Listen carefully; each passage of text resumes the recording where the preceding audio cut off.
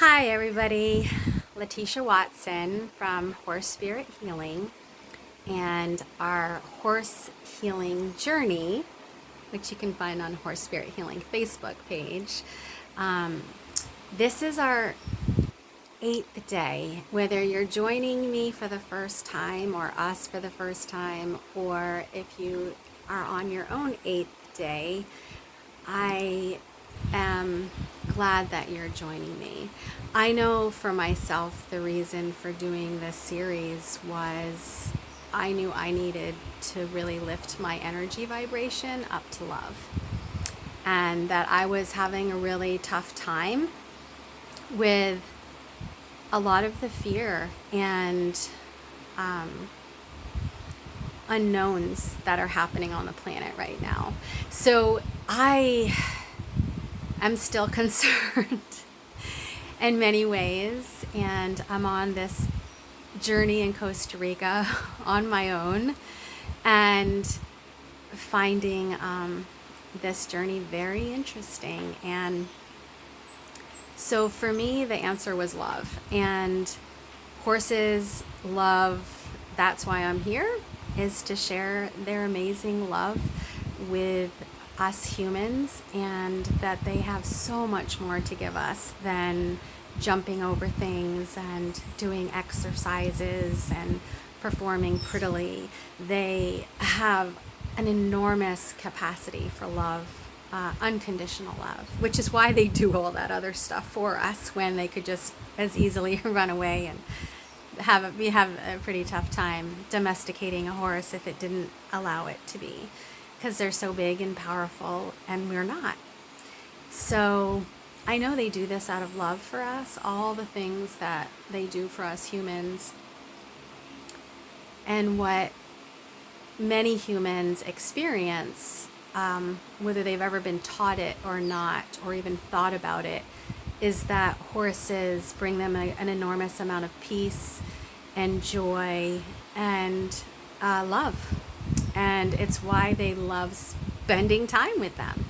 And so this I've known for the 30 years I've been a professional equestrian, and have spent my life helping people to access that joy and empowerment through horses. So when I started really having some challenges with fear here with this whole time of the planet, I was like, I need love. I need to go to the horses. This was an idea that had been percolating in my mind anyway, kind of, but it really came out of this need. And of course, I'm here in Costa Rica to bring horses and humans and healing and empowerment and beauty together. That's why I'm here, to create amazing retreats for people to discover themselves with horses. Now with the world shutting down, it's not going quite as planned. So I thought, well, I know I need this love. I know everyone does. So I could try in my very primitive way to learn how to upload a YouTube video and share what happens with me in doing this with other people and inspire them to elevate out of love, because I really truly believe that that is the way to our own personal peace, our own personal happiness, a sense of trust and a feeling of security.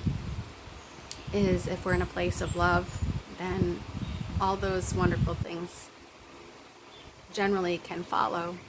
So horses can bring us to the peace, the nowness, the reality that in this moment with this horse we are safe and we are loved, and they will elevate our vibration. And if we do this all over the planet, if horse lovers unite and do this all over the planet, we can change the world. And united we are in love, not fear. And so I was like, yeah, all right, I'm going to try to figure out how to make a blog. So this is my first official ever blog. a video blog, and I have to apologize for all of the videos that I've done so far because I know they're very amateur. And I am getting a tripod, which I mentioned later today, and also, so I'm hoping to do a much better job in capturing the beauty here in Costa Rica and the sounds and the sights and the horses in the inspirational videos that you may be inclined to watch, in addition to your own experience with your horses and your own pastures, which is of course what I'm really hoping that y'all do.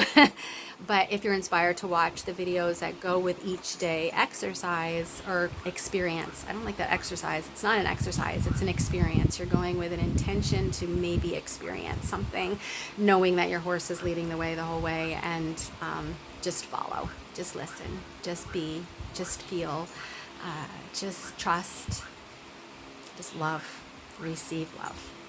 So these are the daily experiences that have been added in each day. And today, I actually have to admit, this is my third time of doing day 8. So I'm literally, today is going to be my 11th time. But the recording of the series of this 30-day experience, on day 8, I got a late start, which I've been doing, and I'm going to try to change that because I want to make sure I have enough time with the horses. And when I go out late, it gets buggy and I get itchy, and so my intention is to find the horses earlier. But on my first day 8, I left and went to the pasture and had forgotten my phone. So I wasn't able to record that. I stayed and had the experience till dark. And then on the next day, I ended up not getting a shot of really me or at all with the horses. So I was like, this isn't that great a video. I could post it, but, and then yesterday, which I'm recording for day 8, was with these beautiful, is with these beautiful little buckskin mama and baby. So I have found this journey of 11 days, although this is day 8 tape, to have uplifted me. And I'm so grateful because that was the intention. I mean, my friends tell me I sound so much better.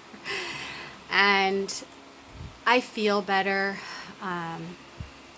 I feel more inspired. I feel more calm, more at peace. And there's been a day that I had to push myself out the door. It was probably that first day 8 where I had to kind of push myself out the door. I was like, no, you're going to go do this. You've made a commitment to 30 days. You're going to do it every day. And that matters. That has an impact. And whatever it is, just get out next to a horse. And realize that videoing this makes it not quite as organic and for me, because I'm worried about how it looks for everyone else instead of just being totally present for my own experience. So that's okay. And I really am excited to share this with anyone who feels the call to get near their horses in a very intentional, love-receiving way and to make time for it. So I am committing to make more time and so the videos may get longer. See how YouTube likes that. I'm just going to put them out there. It's a matter of who they're supposed to find, they find. And I hope that it impacts the whole world. Mostly, I hope it impacts you and your own horse healing journey and my own. And my dog Wanda's, which by the way, I'm going to do a little intro on Wanda because I realize everyone's going to be wondering who Wanda is. So that will be coming, and she's my constant companion. So day 8's experiences with these 2 sweet little buckskins that I did go and talk to the owner about, and too expensive. He wants $1,500. I really just am hoping to get a pony donated or find one a lot less expensive. And so I'm just kind of seeing what happens. She was cute, but the session that I had with her was short because I ended up being late and being a good walk away from home. And her and her baby crossed a little bit of boundaries, so I couldn't be in a totally free liberty space with her, the two of them. There was times, and you'll see in the video, where, first of all, I'm adjusting the camera a lot, so I apologize for that. It will get better if you stay present with this. You can just skip forward till when I get a tripod, which hopefully will be soon. But they had to have boundaries set with them, because both of them put their butts towards me. Mama in less of a way, but I was very aware of her, so I noticed the stance. I noticed it in her eyes, and she didn't lift her leg the way that the youngster did to me, which you can't really see. But so I couldn't be in just a completely free liberty space with these particular two horses. I had to set boundaries. So interestingly enough, my intention, my 8th day intention, there's been 2 great days, but the repeating one of 2 in a row is trust. And horses are amazing trust builders. They help us build trust in ourselves. We develop amazingly trusting relationships with the horses that we spend time with. And when we come into the presence of horses that we don't know, we learn how safe we are and how safe they feel around us, and how much trust is just given. For me, I generally can tell if a horse is darn right mean, wants to come after you, and there's not many of those.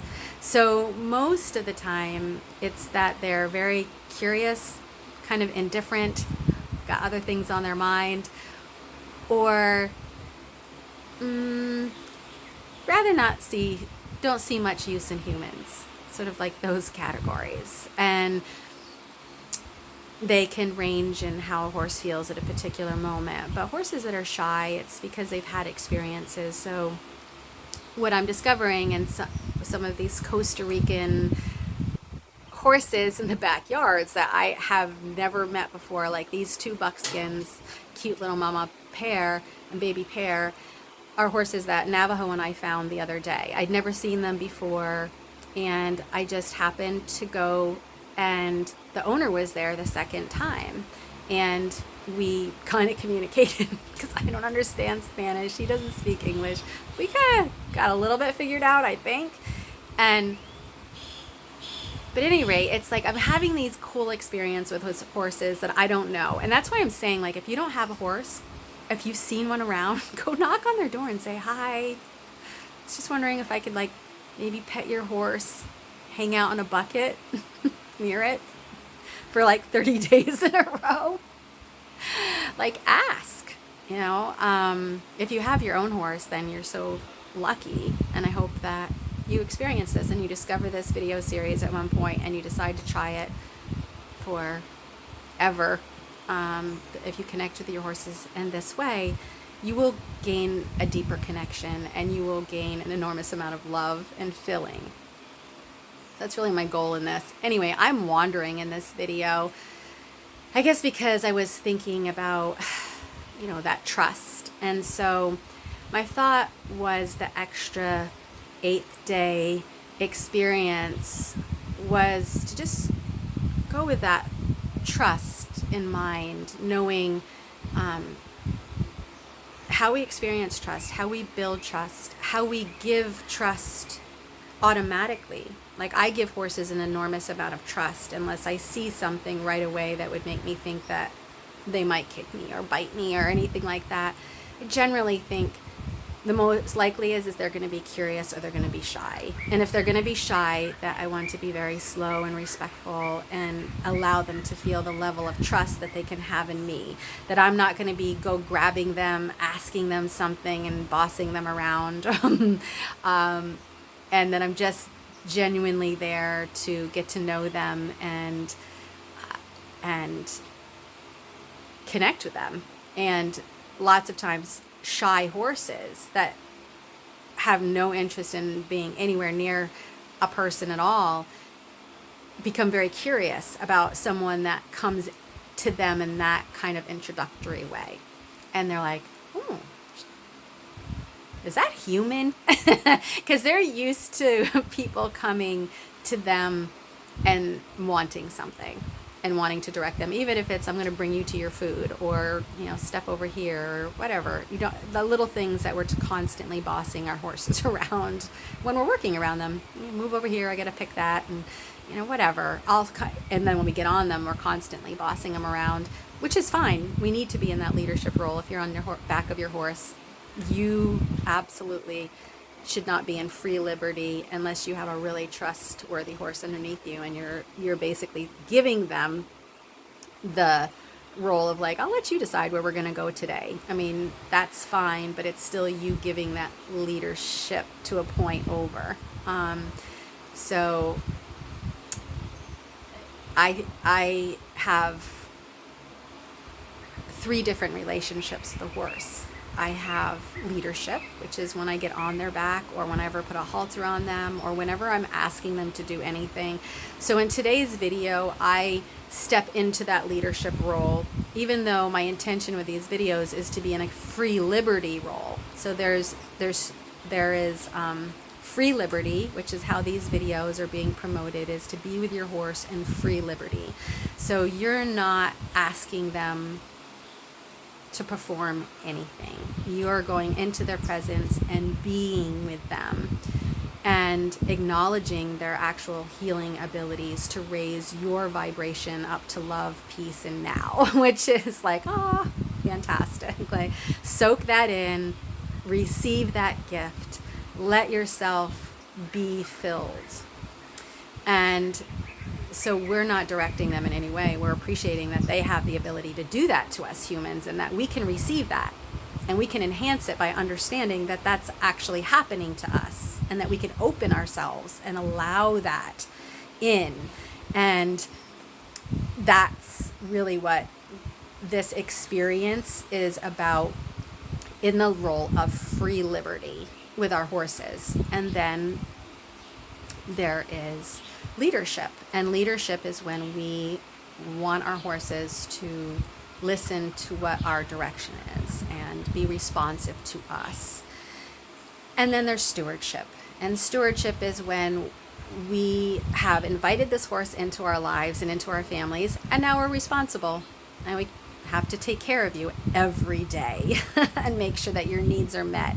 So those are the 3 relationships that are very different relationships with each horse, and not each horse, with horses. Sometimes if you don't own a horse, you may not be in a stewardship role with them. You may not be involved in caring for their daily needs and looking out for them in a way where you're responsible. You may go to a farm where that's already kind of taken care of, and you get to just do free liberty work, or you get to do leadership work, riding and being around them. So, people can go into these different relationships and experiences with horses, and the free liberty relationship is seeing horse in a completely different way, a level of acknowledgement and respect of their abilities as healers, and their desire to heal. Like, people are like, oh, well, we're just asking more of the horse. And it's like, no, you don't understand. This is why horses have been hanging around us all this time, is because this is what they really would love for us to be, is more at peace and full of love and vibrating at their vibration. And they're just trying to get us there because they live there. And it's not us taking that something from them. It's us receiving something that they're trying to give us. And it's like, they actually feel like, oh my gosh, really? you're taking it in. You don't just want to get on me and go play in a ring, so this is a gift that we give to our horses, is entering into this relationship of deep honor and listening and hearing and feeling and being with. So this is a long day 8 introduction. The video itself is one where you will see me going into leadership, because the mama, mostly the baby, ends up, lifting her back leg at me, and I didn't have to do much. I just had to clap my hands and be like, clap my hands really. And she responded to the noise and was like, oh. So I don't think she's been handled much. I don't think either one of them have been. So I was super stoked that they were both really curious and came up to me and hung out with me, even though I wasn't present. I was distracted by the video. I was distracted by the fly, so itchy. I was distracted by the time. So, but I am going to include it and as day number 8, because it's actually 10. And so today's video, I will record another session about, and I all hope that you have amazing horse healing journeys where you receive love and experience something a little bit more about trust. And what is trust? Just go in with trust and see what happens. For me, I ended up having an experience where I couldn't trust, these 2 little guys the same way. I mean, they were very responsive, and, I'm not scared of them, but there's no way I'm going to back myself up in striking zone of one of them at this point, because I don't feel that they have the respect that they should, or the manners that they should, and I would not want to endanger myself. So of course, we always want to remember our own safety and be very aware of the horses we're with. And if we're with unfamiliar horses, all right, you need to have the experience that you need to keep yourself safe. So stay safe out there, and blessings on your horse healing journey, and till day 9. Ciao from Costa Rica.